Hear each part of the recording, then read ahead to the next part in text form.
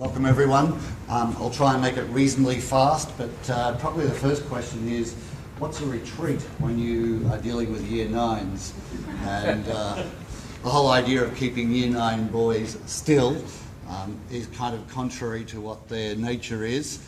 And so that took a little bit of working with. I do some work on meditation and being still, and probably you know that the 5-strand approach in the British system includes one strand, which is stillness, and so I try to incorporate some of these ideas into our retreat. Okay, so I'm going to run through it, and I'll try and say as little as possible. I think it will kind of speak for itself largely, but let's go. So as you can see, it came from an idea. A number of staff had already been working with this idea. In fact, we'd had, when I arrived at Scotch, a first trial retreat with just 2 tutor groups, I think. I think it was maybe 40 students, maybe it was less, maybe it was only 22. So that had been attempted. I went and saw that, and I thought, yeah, this looks like a challenge. I wasn't totally happy about how it would work, and then because I opened my big mouth and said I've had a bit of interest in these sorts of things before, and in fact at my previous school at Luther College I looked at introducing a system called the Right Journey, and in fact Scotch had investigated the Right Journey and decided it was too much of a commitment for what we could fit into our program. So we avoided that, but I have kind of lifted ideas from my own thinking, from the Right Journey, and a number of other things. If you read Steve Biddulph's books, he particularly focuses on that. And if you look at the new version of Manhood, he actually includes a chapter at the end.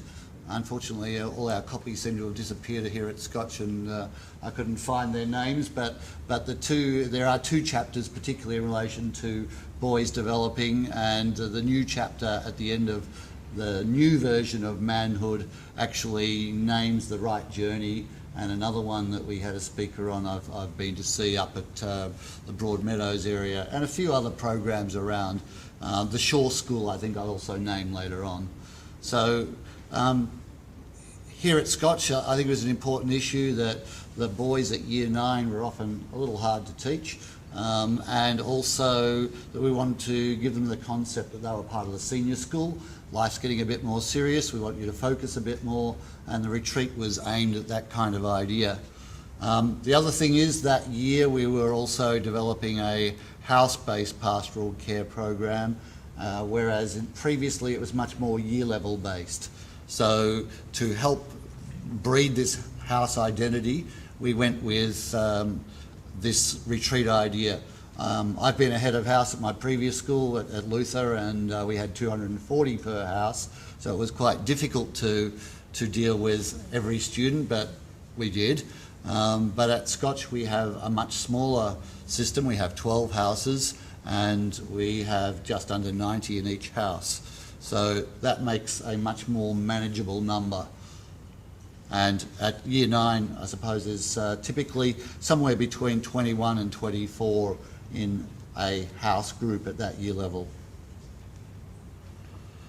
All right, yeah, so I mentioned here Steve Biddulph, Raising Boys, Manhood, the Right Journey, and in fact, having taught in a Lutheran school, I was aware of the Right Journey. I knew Andrew Gallish, and I'd also contacted Andrew Lines. It's certainly worth looking up on the net, so consider it for your school. It's very worthwhile, but you do need to make quite a commitment. At Luther College they have gone with it. It's kind of a special privilege to be a teacher of the Right Journey. There's a girls' version of it that originally was produced for boys, so it's worthy of thinking about for your school. There is a cost to it. You have to buy the manual, but it's actually quite a lot cheaper than what we've done probably. But then again, you also need to commit to more staff over a longer period with the Right Journey.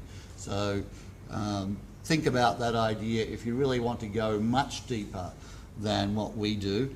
Ours is effectively a 2-day program to really get the boys to dip into the ideas and to serve as a jumping off board for or a springboard for the boys to start to explore these ideas through years 9 and 10.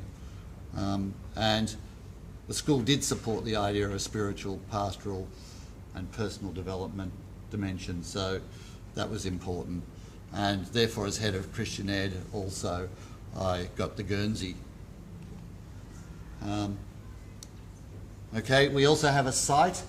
You don't need a site. In fact, we even considered, and I looked at possibly making it a cheaper approach by using another campsite, but we actually have a very simple, basic campsite up at Chum Creek, 7 k's north of Hillsville, and we take tents there, so that's another challenge. And we had very basic facilities for the first years. We now have toilets and showers there. Wow. So things have improved a lot, but it's rather a lovely site, and you'll get that idea probably from the booklets I've handed out and also some of the slides I'll show. I did happen to have a good knowledge of the Hillsville area. You know, my great-grandfather, I think, was my grandfather was a kind of a pioneer in that area. And also, I've been a geography coordinator, so I've been used to doing lots of excursions up around that area, so knew that well. And you know, my other background is a real interest in boys' developmental issues.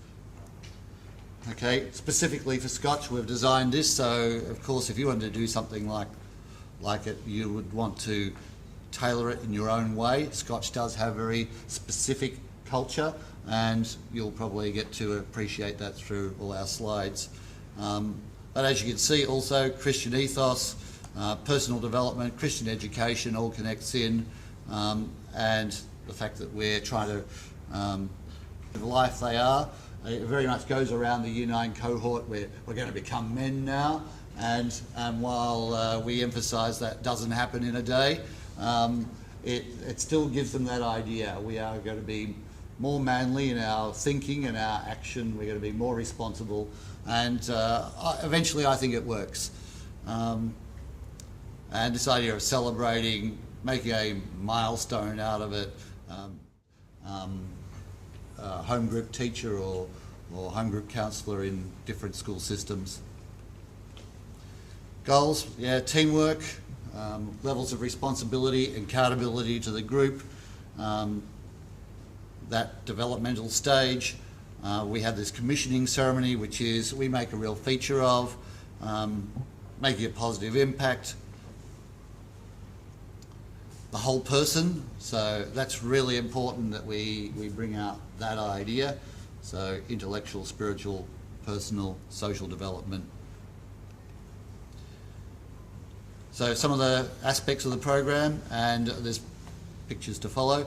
So the cooperative challenges, that's one I invented last year, particularly building a shelter. That's worked really well and is kind of fun and really does test out. You actually get to see, by having groups of about 7 boys working together to build some sort of structure, they get 40 linear meters of timber and duct tape, and they have to build a structure which looks good, is structurally sound, and has a clear theme that they follow through with in their building, and then they have to sell the idea at the end, and we kind of score them on it.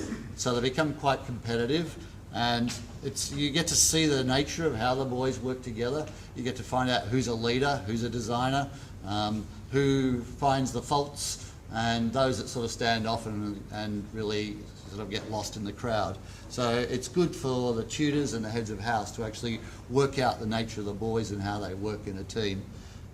Teamwork exercise, all different teams of teamwork exercise, games, just walking time that they can talk and share ideas and talk to their teachers, being out in nature. The fact there's times where I get them to write and to reflect on things in a bit more deep way. Earlier years they were not so good at that, but I think the tutors and heads of house have got that idea much better, so they've become firmer about it, and and we've demanded more, and the boys are giving a lot more. So this year they wrote a lot and thought and talked quite deeply, and even some teachers that have otherwise sort of stood back from their students very much have become much more engaged, kind of hands-on in the nicest possible way, and have been, you know, just able to mix with their students in a good way. And also to actually have reflective time is something that has not in the past been really strong, particularly amongst Year 9 boys. Physical activity, all sorts of games, sports we have, lovely scenery and environment in the area. Do a fair bit of bus driving. I'm a bus driver myself, and it sort of comes easily to me, but when you've got to move a lot of students around at different times, it does require a lot of logistics just for things to happen. And you might be able to gather that from the later pages where you can see the timetables. They're a very complex affair and takes a lot of time and energy to schedule that. It depends on how you want to do it, and possibly if you want to run retreats that are only one home group or tutor group away at any single time, you might be able to achieve it much more easily than we do, because we really squash it all together in a very short period of time, and so we make minimal impact on loss of teaching time back at school. Learned advice from elders, you know, teachers are elders, but also other experts that come in, also former students that come in and speak to them or have written in the booklet. A clear sense of God and the transcendent. We had to be a little careful. We have students of all sorts of religious backgrounds or no religious background. So while it's clearly Christian in its emphasis, we kind of try to deal with it in a way that is respectful to students who may be Muslim or Hindu or Buddhist or, like I said, absolutely non-believers. So we take that seriously too. The other thing is the sense of belonging to a valued community that Scotch conveys that we have here, and that we have great traditions. The school's 163 years old, and therefore there are traditions that have continued on, and it gives a sense of that connection with the tradition in the school. Okay, so here's some pictures of what goes on, and part of, we just cannot avoid bagpipes at Scotch College. So on top of the mountain, we try to import some bagpipers, usually from that year level, Year 9, but sometimes they have to be Year 11s in order to get a bagpiper or two on every camp. We've had bagpiping at sunset or at dawn in the fog, and last year, in fact, we even had some Scottish tourists happen to arrive, and I think it blew their socks off to find these bagpipers on the top of a mountain. This is their building exercise, and they have to coat it with paper. They only have quite a short time to do that, and it doesn't look that good there, but in fact it was actually very well built, that one. You could sort of lean on it and it wouldn't bend out of shape or anything. They learn about triangulation and how it holds things together, but we don't tell them about that until just the last 5 minutes. This is a fish and chip shop. You can see the little strips to keep the flies out. I think they might get around that. But anyway, their sales pitch was very good. Do a bit of walking. We've tried out different walks, but this one is easy. It's not too difficult to get lost. And then at the end they get rewarded by a bit of paddling on hot days. They can even kind of take a dip in 20 centimetres of water. They're not supposed to go the other side of the dam wall. And now I have photographic evidence of that boy being on the dam wall. We'll give him a detention later. So this is the mountaintop this year, and one of the mornings was foggy. We stamped them. We used to make a mark using charcoal and olive oil, but now I made a stamp made. You'll see that throughout the booklet. They get to choose all different interesting places to have them put.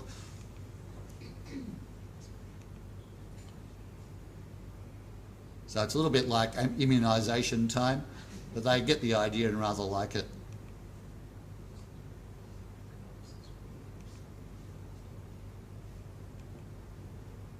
Get a great view some days. That's the fog in the Yarra Valley and the balloons.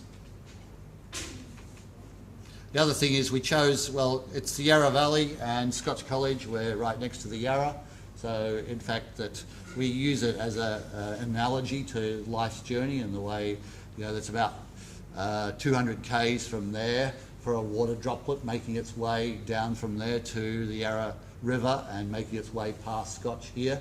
But in fact, if the rain falls on the northern slope of that mountain, it will in fact go into the Murray-Darling Basin. So it's actually the drainage divide there, and then there would be about a 4,000 kilometre journey via the Sylvia Creek, Yea River, Goulburn River, Murray River, and then out into the Southern Ocean.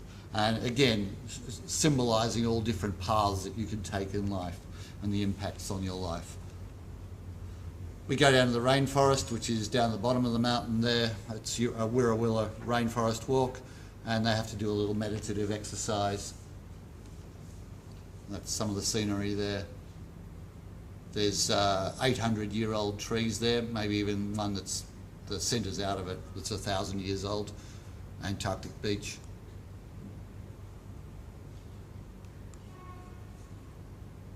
Quite an enchanted forest at its best. This year we had a group was interrupted by a primary school that arrived. Boys love competition. And you can see they had a cheer squad. We've got year 11 leaders. This year we sort of lifted the bar on the year 11 leaders, and they really did a great job.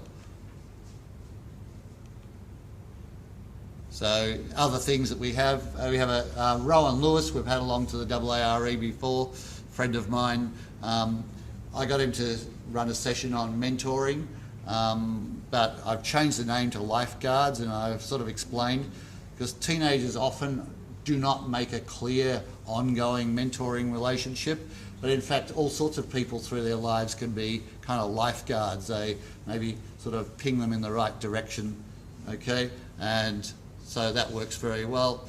Also, we have students telling about their past experience, their tough times. You'll see that in the book as well.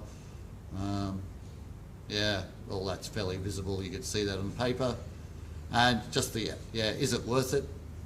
Complex. Works out about $250 per student in total. That's including additional staff and the like. Very demanding for organiser. The staff need to be committed, and really it's taken a few years for the staff to really get on board 100%, but they're doing really well now. And so in short, yes, I think it does work very well. I think it does make a change in how Year 9s approach the year.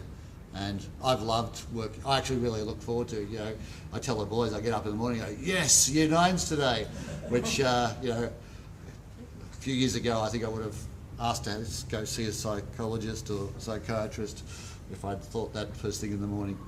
Okay, thank you.